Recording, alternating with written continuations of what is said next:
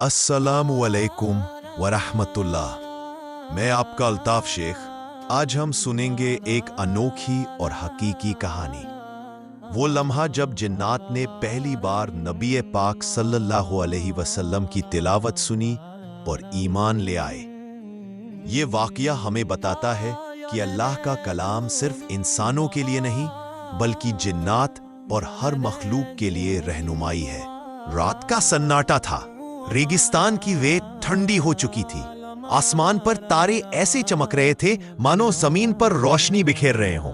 हजरत मोहम्मद सल्लल्लाहु अलैहि वसल्लम मक्का से बाहर नखला की तरफ सफर में थे और अल्लाह के कलाम की तिलावत शुरू की।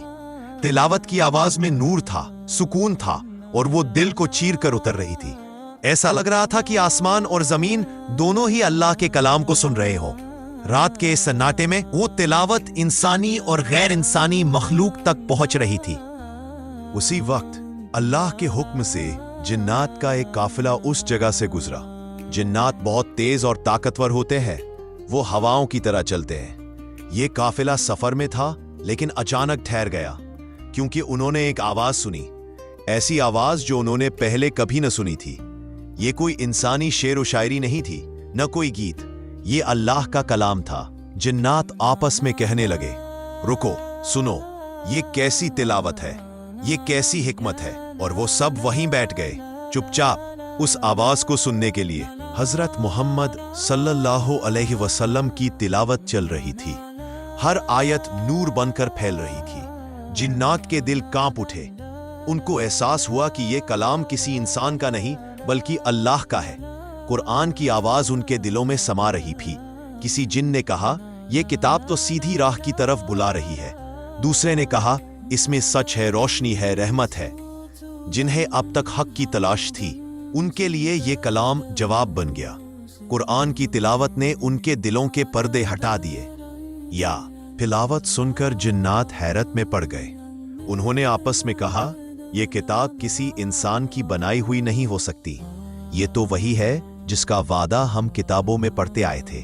उनके दिल यकीन से भर गए। वो आपस में फुसफुसाते हुए कह रहे थे, हमने अजीब व गरीब कुरान सुना है जो हक की तरफ बुलाता है और सीधी राह दिखाता है। ये वो लम्हा था जब जिन्नात ने मान लिया कि ये नबी हक पर है और ये किताब अल्लाह की तरफ से है। जब तिलावत खत्म हुई तो जिन्नात अपने कौम की तरफ लौट गए। उनके चेहरों पर नूर और यकीन साफ दिख रहा था। उन्होंने अपनी कौम से कहा, ए हमारी कौम, हमने अल्लाह का कलाम सुना है, वो किताब जो अपने से पहले की किताबों की तस्दीक करती है और इंसानों व जिन्नात को सीधी राह दिखाती है। आओ हम सब अल्लाह पर ईमान लाएं, उसके साथ किसी को शरीक न करें। उनकी दावत ने बहुत से जिन्नात के दिल बदल दिए। कौम में ईमान की रोशनी फैलने लगी। ये वाकया इतना अहम था कि अल्लाह ताला ने इसे कुरान में जिक्र किया। सूरह अल जिन की पहली आयतों में आता है, कहो ए नबी, मेरी तरफ वही की गई कि जिन्नों की एक जमात ने कुरान सुना और कहा, हमने अजीबो गरीब कुरान सुना है जो सीधी राह दिखाता है, तो हम उस पर ईमान लाए। ये अल्लाह का सबूत है कि कुरान सिर्फ इंसानों के लिए नहीं बल्कि जिन्नात के लिए भी हिदायत है।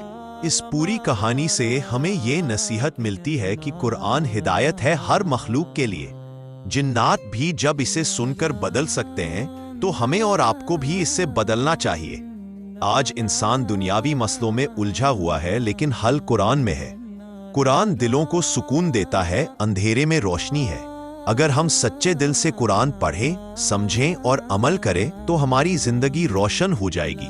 अल्लाह हमें कुरान से जुड़ने और उस पर अमल करने की तौफीक दे। आमीन।